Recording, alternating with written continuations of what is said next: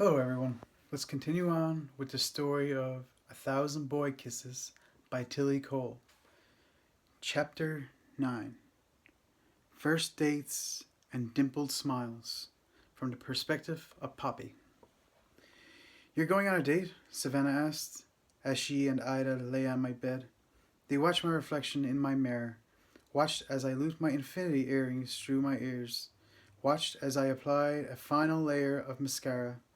Yeah, a date, I replied. Ida and Savannah glanced at each other with wide eyes. Ida turned back to look at me. With Rune Christiansen? This time, I turned to face them. The shock on their faces was unsettling. Yes, with Rune. Why are you all so surprised? Savannah sat up, hands braced on a mattress. Because the Rune Christiansen that everyone's been talking about wouldn't go on dates. The Rune who smokes and drinks at the field, the one that doesn't speak, the one that scowls instead of smiles, the bad boy that returned a different person from Norway. That Rune. I stared at Savannah and picked out the concern on her face. My stomach rolled, listening to what people had obviously been saying about Rune. Yeah, but all the girls like him, Ida butted in, flashing me a smile. People were jealous of you when you were with him before he left. You're going to freaking die now. As those words slipped from her lips, I saw Ida slowly lose her smile. She glanced down, then looked back up. Does he know? Savannah was wearing the same sad look, so sad that I had to turn away. I couldn't bear that expression on their faces. Poppy, said Savannah. He knows. How did he take it? Ida inquired tentatively. I smiled through the flash of pain in my heart. I faced my sisters, the two of them watching me as though I could disappear from their eyes any second. I shrugged. Not well. Harriet. Savannah's eyes began to glisten. I'm sorry, Pops. I shouldn't have cut him off, I stated. It's why he's so angry all the time. It's why he's so standoffish. I hurt him deeply. When I told him, it seemed to destroy him. But then he asked me on a date. My Rune finally taking me on a date after all these years. Ida quickly wiped her cheeks. Do Mama and Daddy know? I grimaced, then shook my head. Savannah and Ida looked at each other, then at me, and in seconds, we were all laughing. Ida rolled on her back, holding her stomach. Oh my lord, Pops. Daddy's gonna flip. All he's talked about since Chris Jensen's got back is how much Rune has changed for the worse. How he's disrespectful because he smokes and shouts at his papa. Flipping around, she sat up. He ain't gonna let you go. My laughter stopped. I knew my mama and daddy were concerned about Rune's attitude, but I hadn't known how badly they judged him. Is he coming to our door? Savannah asked. I shook my head. Although I was unsure what he would do, suddenly the doorbell rang. We all looked at one another, wide-eyed. I frowned. This can't be Rune, I exclaimed in surprise. He always came to my window. He was never formal. It just wasn't us. Certainly, it wasn't him. Savannah read the clock on my nightstand. It's 6 o'clock. Ain't that the time he was coming? With one final look in the mirror, I grabbed my jacket and rushed through my bedroom door, my sisters hard on my heels. As I rounded the hallway, I saw my daddy open the door, his face dropping when he saw whoever was there. I skidded to a halt. Savannah and Ida stopped beside me. Ida grabbed my hand when we heard a familiar voice say, Mr. Litchfield? At the sound of his voice, my heart stuttered mid-beat. I watched as my daddy drew back his head in confusion. Rune? He asked. What are you doing here? My daddy was being his usual polite self, but I could hear a wariness in his tone. I could hear a slight edge of worry, maybe even a deeper concern. I'm here for Poppy, Rune told my daddy. My daddy's hand tightened on the doorknob. For Poppy, he clarified. I peeked around the wall, hoping to catch a glimpse of Rune. Ida squeezed my arm. I looked at my sister. OMG, she muttered, dramatically. I shook my head while silently laughing at her. She refocused her attention on my daddy. But I stared at her excited face for a fraction longer. It was moments like this, the carefree moments where we were just three sisters gossiping about dates, that struck me the hardest. Feeling a pair of eyes watching me, I turned my head towards Savannah. Without words, she told me she understood. Savannah's hand pressed on my shoulder. As I heard Rune explain, I'm taking her out, sir. He paused. On a date. My daddy's face blanched, and I pushed forward. As I moved toward the door to rescue Rune, Ida whispered in my ear, Poppy, you're my new hero. Look at Daddy's face. I rolled my eyes and laughed. Savannah grabbed Ida and pulled her back out of sight. But they'd still be watching. They wouldn't miss this for the world. A flush of nerves swept through me as I approached the door. I saw my daddy begin to shake his head, then his gaze fixed on me.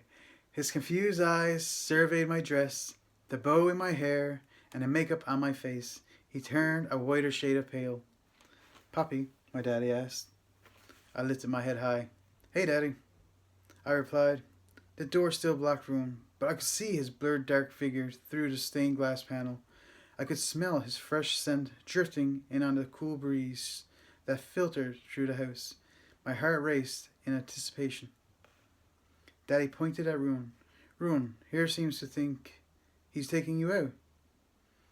He said it as though it couldn't possibly be true, but I heard the doubt in his voice. Yes, I confirmed. I heard the hushed whispers of my sister coming from behind me. I saw my mama watching from the shadow of the living room. Poppy, my daddy went to speak, but I stepped forward, cutting him off. It's okay, I assured him. I'll be fine.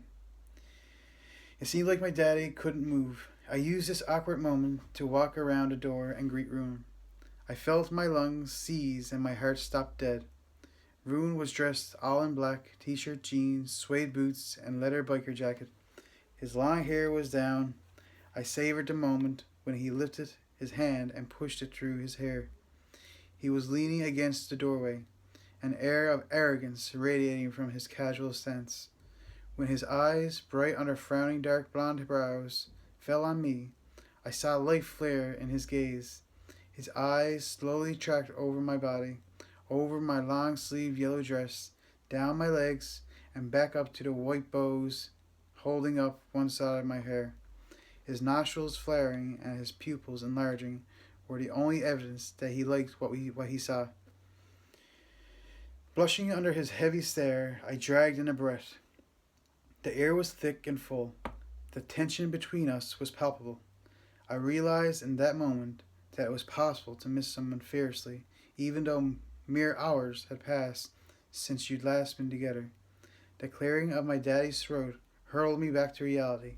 I glanced back, putting a reassuring hand on his arm. I said, I'll be back later, Daddy, okay? Not waiting for his response, I ducked under his arm that was leaning on the door and out onto the porch. Rune slowly pushed his body away from the doorframe and turned to follow me. When we reached the end of the driveway, I turned to him. His intense gaze was already on me, his jaw clenching as I waited for him to speak. Peering over his shoulder, I saw my daddy watching us leave, that worried expression still marring his face. Rune looked back, but didn't react. He didn't say a single word. Reaching into his pocket, he pulled out a set of keys. He flicked his chin toward his mama's Range Rover. I got the car, was all he said, as he walked forward. I followed him, heart thudding as I made my way to the car. I focused on the ground to steady my nerves. When I looked up, Rune had opened the passenger door for me. Suddenly, all of my nerves slipped away. There he stood, like a dark angel, watching me, waiting for me to climb inside. Smiling at him as I passed, I jumped in the car, blushing with happiness as he gently closed the door and got in the driver's side. Rune stared to the engine without a word, his attention fixed on my house through the windshield screen. There was my daddy, still as a rock, watching us leave. Rune's jaw clenched once more. He's just protective is all, I explained, my voice breaching the silence. Rune cast me a sideways look, with a dark glare at my daddy. Rune pulled out of the street, a thick silence gradually intensifying the farther we drove. Rune's hand gripped the steering wheel tightly, knuckles white. I could feel the anger rolling out of him in waves. It made me feel so sad. Never before had I seen anyone harbor so much rage. I couldn't imagine living like this every day. Couldn't imagine feeling that barbed coil forever in my stomach, that aching of the heart. Inhaling, I turned to Rune and tentatively asked, "Are you okay?" Rune exhaled harshly through his nose. He nodded his head once, then pushed back his hair. My eyes fell to his biker jacket and I smiled. Rune arched his right brow.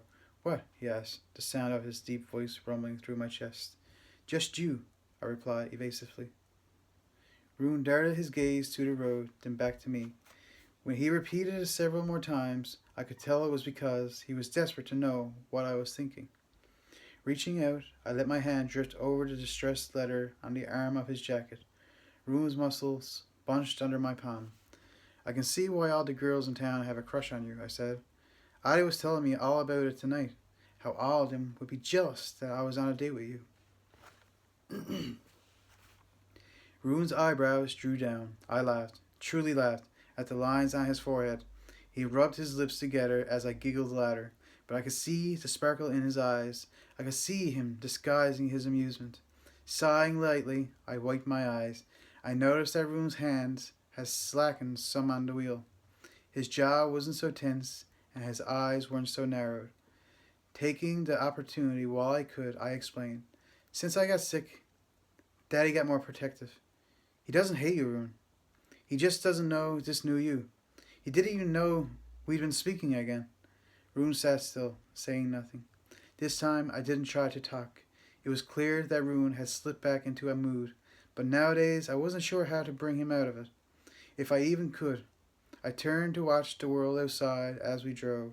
I had no idea where we were going, the excitement making it impossible to sit still. Suddenly, hating the quiet in the car, I leaned over to the radio and switched it on. I flicked the dial to my favorite channel. The harmonies of my favorite girl, band filled in the car. "I love this song," I said happily, sitting back in my seat as the slow piano melody began filling every corner of the car. I listened to the opening bars, singing along quietly to the straight-back acoustic version of the song, my favorite version. I closed my eyes, letting the heartbreaking lyrics flow into my mind and out through my lips. I smiled when the string section struck up in the background, deepening the emotion with its dulcet sounds. This was why I loved music. Only music had the ability to steal my breath and give life to the song's story so flawlessly, so profoundly. I opened my eyes and found Rune's face had lost all anger. His blue eyes were watching me, as much as they could. His hands were tighter on the wheel, but there was something else in his expression. My mouth grew dry as he glanced at me. Again, his face unreadable. "It's about a girl who desperately loves a boy. With her whole heart, they keep their love a secret, but she doesn't want it to be that way. She wants the world to know that he is hers and she's his." Then, to my utter surprise, Rune rasped, "Keep singing." I saw it on his face. I saw his need to hear me, so I did. I wasn't a strong singer, so I sang it soft, I sang it true. I sang the lyrics, embracing every word.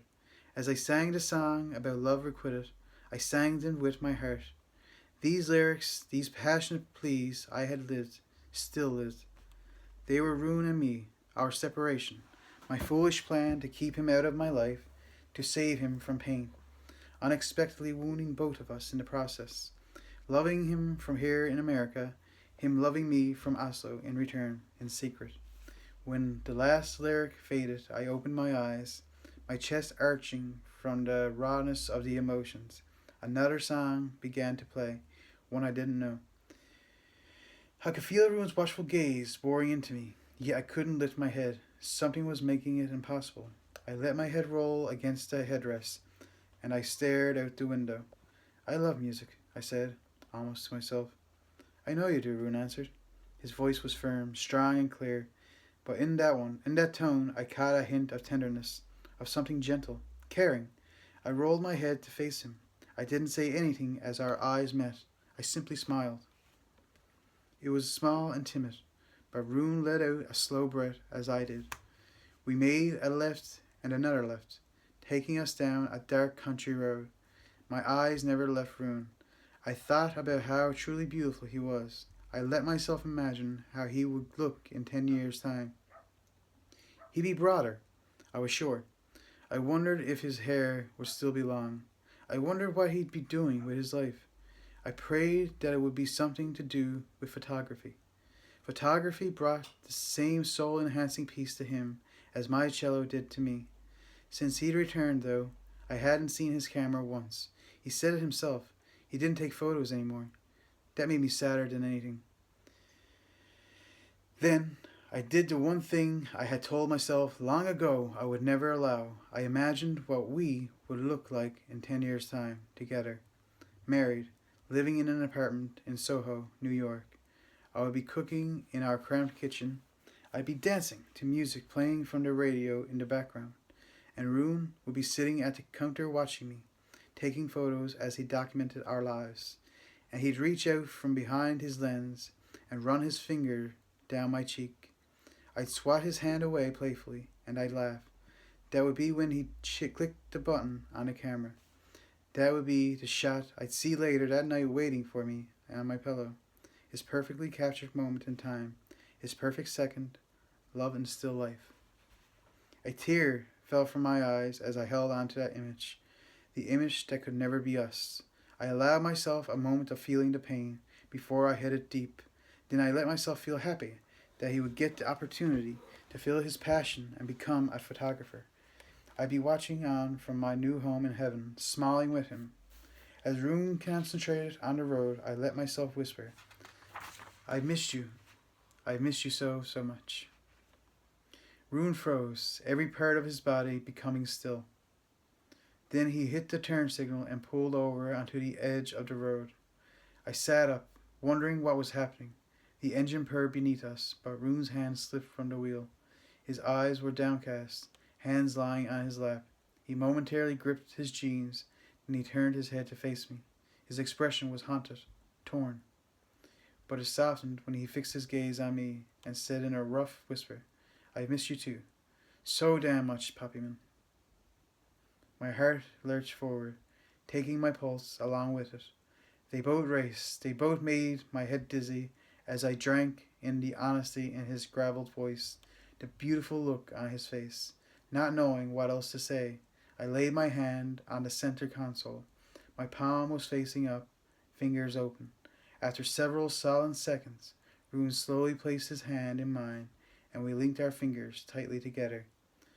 Shivers ghosted through my body at the feel of his large hand holding mine. Yesterday confused us both, neither one knowing what to do, where to go, how to find our way back to us. This day was our start, these joined hands a reminder that we were Poppy and Rune. Somewhere under all the hurt and pain, under all the new layers we'd acquired, we were still here in love. Two halves of one heart, and I didn't care what anyone said about it.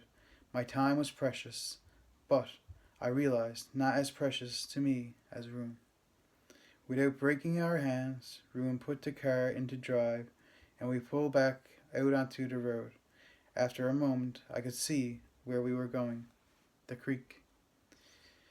I smiled wide as we pulled into the old restaurant, its deck adorned with strings of blue lights, large heaters warming the outdoor table.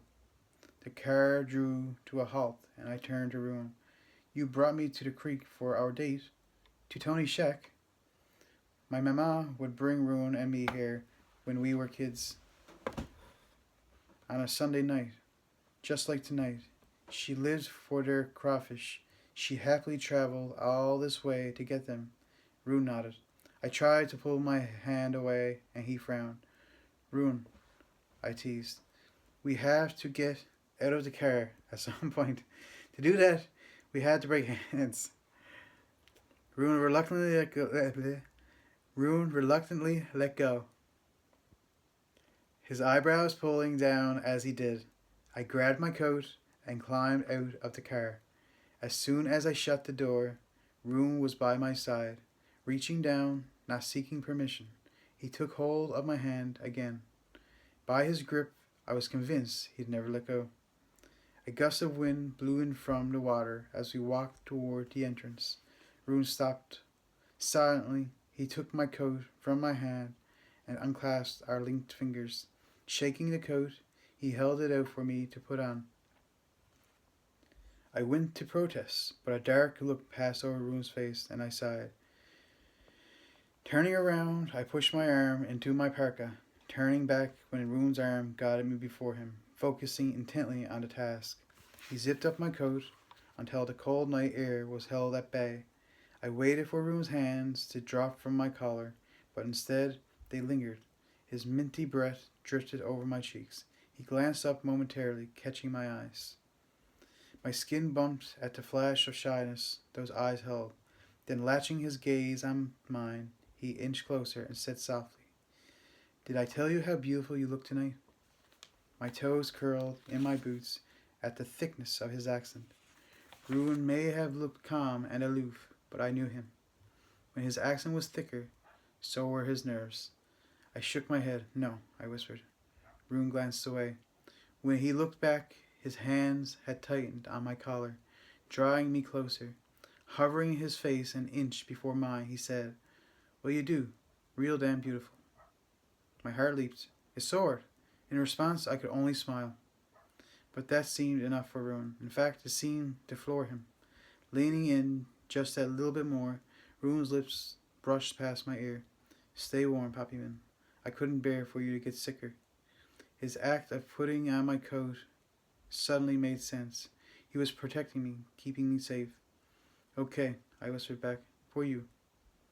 He inhaled a quick breath, his eyes closing just a fraction too long for it to be a blink.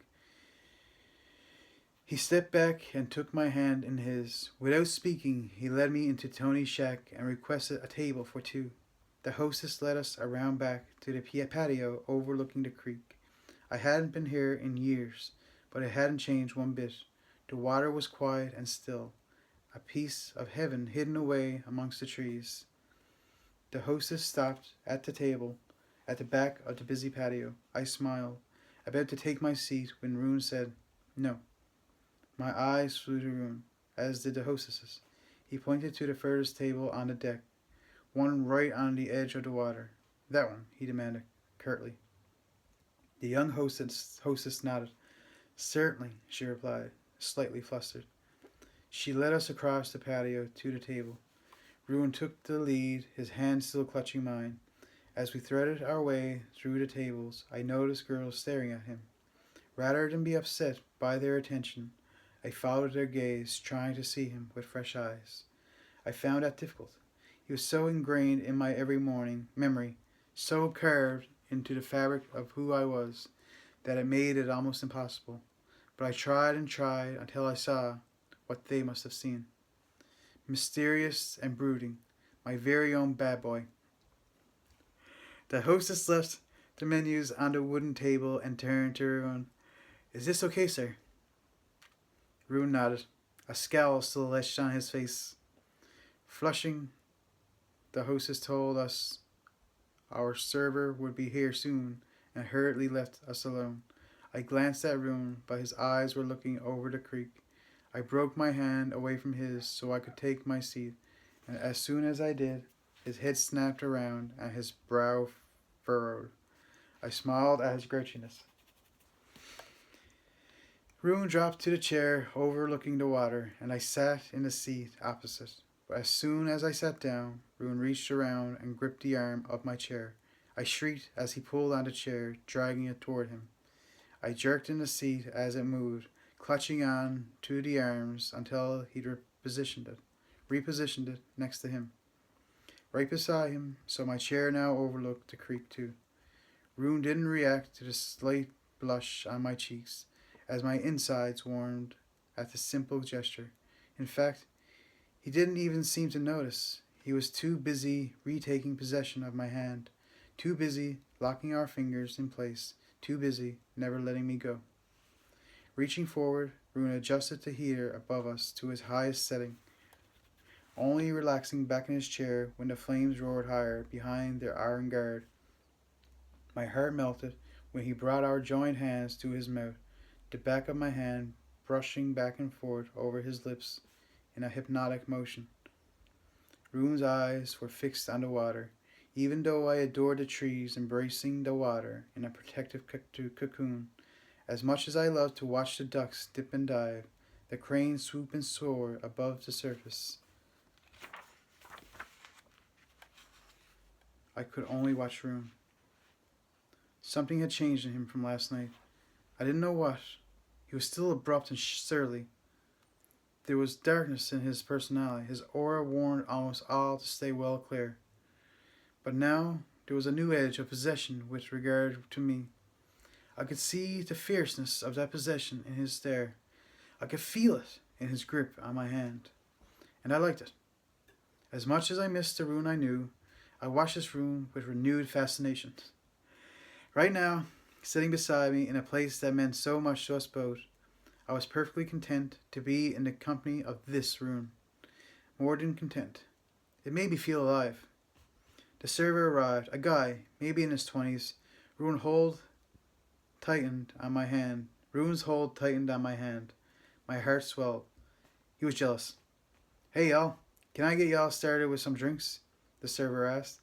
Can I get a sweet tea, please?" I replied, feeling Rune stiffen beside me. "Root beer," Rune barked. The server quickly retreated. When he was out of earshot, Rune snapped, "He couldn't keep his eyes off you." I shook my head and laughed. "You're crazy." Rune's forehead lined with frustration. This time, it was his turn to shake his head. "You have no idea." "About what?" I asked, moving my free hand to trace a couple of new scars on Rune's knuckles. I wondered where they were from. I heard his breathing hitch. "About how beautiful you are," he replied. He was watching my finger as he said it. When my finger stopped, he looked up. I stared at him, lost for words. Finally, Rune's lip hooked at the side into a crooked half-smile. He shifted closer to me. "Still drinking sweet tea, I see." He remembered. Gently nudging his side, I said, "Still on the root beer, I see." Rune shrugged. "Can't get it back in Oslo. Now I'm back, I can't get enough of the stuff." I smiled and began retracing his hand. Turns out I can't get enough of a few things I couldn't get back in Oslo. My fingers stopped moving. I knew exactly what he was talking about. Me. "Rune," I said, the guilt lying thick within me. I looked up to try and apologize again, but as I did, the server arrived, placing our drinks on the table. "Y'all ready to order?" Without breaking my gaze, Rune said, 2 crawfish boils." I felt the server hanging by, but after a tense few seconds he said, "I'll get that to the kitchen then," and edged away. Rune's eyes moved from my face to my ears, where that flicker of a smirk emerged. I wondered what had caused him this moment of happiness. Rune leaned forward, and with the back of his fingers, he pushed the hair from my face, tucking it behind my ear. His fingertip traced down the outline of my ear, then he let out a comforting sigh. "You still wear them? The earrings? My infinity earrings?" "Always," I confirmed. Rune looked up at me with heavy eyes. "Forever always." Rune dropped his hand, but he caught the end of my hair between his finger and thumb. "You cut your hair?" It sounded like a statement, but I knew it was a question. "My hair grew back," I said. I saw him stiffen, not wanting to break the nice magic with talk of illness or treatment, things that I paid no mind to anyhow. I leaned in, and I pressed my forehead to his. "I lost my hair. Fortunately, hair grows." Drawing back, I playfully flicked at my bob. "Plus, I kinda like it. I think I suit it. Lord knows it's easier to handle than the mountain of frizz I fought against all those years." I knew it had worked when Rune huffed a single quiet laugh. Continuing to joke, I added, "Plus, only Viking men should wear their hair long. Vikings and bikers."